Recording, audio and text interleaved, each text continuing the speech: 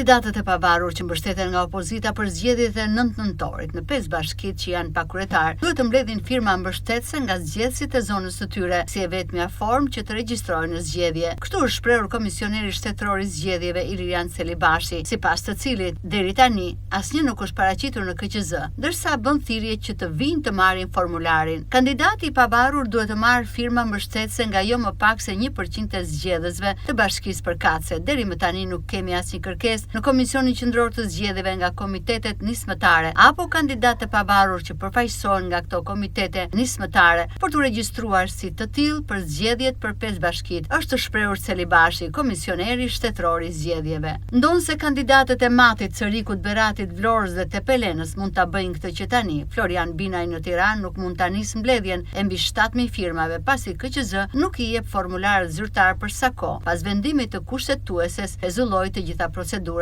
për kryeqytetin. Partia Demokratike dhe aleatët e saj nuk do ta kenë emrin dhe logo në fletën e votimit në këto zgjedhje të pjesshme. Sipas Celibashit, kandidati i pavarur ka të drejtë të caktojë vëzhgues, por jo komisioner apo numërues. Kjo e drejtë ju ngel partive politike që e kanë fituar këtë nga kodi zgjedhor për shkak të rezultatit të mëparshëm, por kandidatët e pavarur nuk kanë të drejta administruese në procesin zgjedhor për te i vëzhguesve. Këtë sfidë nuk e kanë 5 kandidatët socialist për kryetar bashkie, të cilët për shkak se mbështeten nga partia mund të regjistrohen lehtësisht.